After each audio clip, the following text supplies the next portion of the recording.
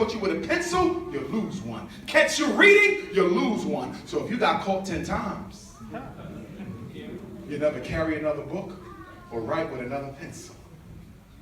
And guess what? Because they didn't let you learn the King's English, do you know what they did? By contraindication, they help you preserve your own African tongue. Which means that all the way to 2017, today, right now, September 30th, every last one of you in this audience, you don't speak English, you speak Ebonics. You speak an African dialect that your ancestors brought over here when they brought us here, that you have never stopped speaking because the white man never fully destroyed it.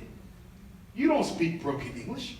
You speak an African language. The only thing you borrow from your oppressor is his vocabulary. Now, some of you would argue, if I'm using a white man's vocab, then I'm speaking a white man's language. Be careful, because 40% of the American vernacular does not come from Europe. So if you're telling me you're speaking English because you're using white people's words, what is the white man speaking? Because half his words are not from white people. That's right. Now, let me go a little bit deeper, because I know I got some bougie Negroes in here saying, I cannot believe he's saying this. See, the reason bourgeois Negroes need you to speak perfect English, because they're ashamed and insecure of being black in the first place. Okay? And they need you to carbon copy their oppressor so they can feel at peace. Well, I'm telling you right now, I can walk into a room full of white folks with my flip-flops on, eating hot dogs and beans out of a damn pan with a plastic fork, and I won't feel insecure, because I don't need validation from my oppressor to be who I am. So brothers and sisters, let me go a little deeper with this language thing. I'm going to give you 3 differences between African language and white language. I don't care if you're in Nigeria, Liberia, Ghana, Jamaica, Cuba, Haiti, Ethiopia, Senegal, Fort Lauderdale, or Miami. There's certain ways black people talk no matter what language we speak. It's universal. And it differs from the way white people talk. I'm going to give you the first. When black people talk, when white people talk, most European languages have strong consonant endings on the words. White people will say, we are getting ready to go have supper with the Silversteins.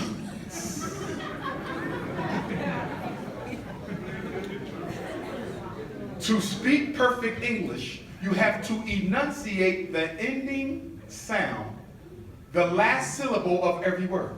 When white people talk, it's break, pronunciate, break, pronunciate, break, constant interruptions. That is not how black people language is. Go to any African country on the planet, and there is no breaks. And rarely do you find strong consonant endings on our words. Look at your names. Mo Rashida.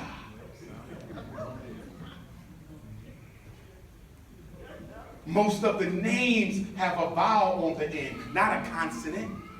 Tamika, Shaquita, Rashida, Matita. Now, when black people talk, we don't say we're going to get supper with the Thompsons. We speak more articulately than that. We say, I'm fixing to get Sunny. You see how articulate that was?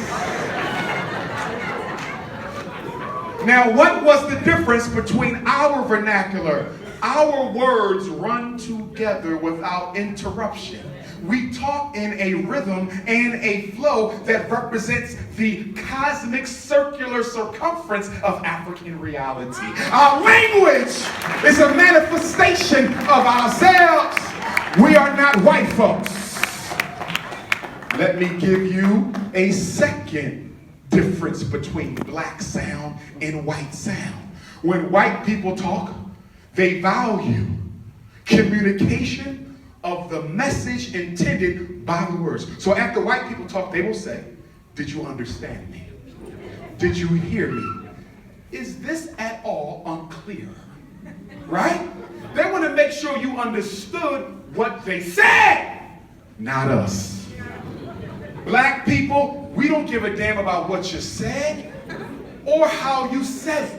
The only thing I give a damn about is what you really meant by what you said. So for black folk, it ain't the message, it's the vibration behind it. Are y'all following me? So sister, you go to work one day and you got the ugliest dress in the world on. And your girlfriend come over to you, she said, baby, that's a fine ass dress. You say, excuse me? She said, that dress is the bomb. And you ignore her. And she says, did you hear me? I gave you a compliment. He said, I heard what you said, but what you really meant is you don't know why the hell I came out my house with this dress on today. Are y'all following me? See, we are a vibrational people. You can talk to us without saying a word. And that's how you can walk in this room today. And you can just feel the energy, whether it's positive or negative. A sister could walk in that room with her man, and she could feel how many other thirsty queens is checking in. Because she got vibes coming in from every way, right? Panty energy just coming different ways, and she don't know where it's coming from. Because it's the vibration. Brothers know what I'm talking about. You can have a brother come up to you and give you a strong compliment. But before he came to you, his energy already told you he was a hater. You feel me? Because for black people, we don't care what you meant. It's all about, do I feel you? And do you feel me? And this is one of the reasons why being around white folks is toxic to African mental and spiritual health. Because you are a truthful people. We don't even know how to lie. That's why we always get caught when we do. Black people don't know how to lie. You ever see somebody lie with their whole body said that ain't gonna really happen? You can't lie because you are a manifestation of divine truth. You can't. And when you sue the white folks and you go to court and you tell the judge, I got fired because I was black, not because I was late, and the judge says, where's your proof? And it hurts you inside because you know you're right. And the only proof you got is the vibration that white racist boss been sending you since you've been working there. But unfortunately, in white culture, they do not value a truth that cannot be seen, tasted, measured, exploited, or sold for profit. And guess what else, black people? You better stop letting these white colleges teach you how to tune off your intuition. See, a big difference between African culture and European culture. They believe that the brain and the mind and intellectual analysis are superior. We do not.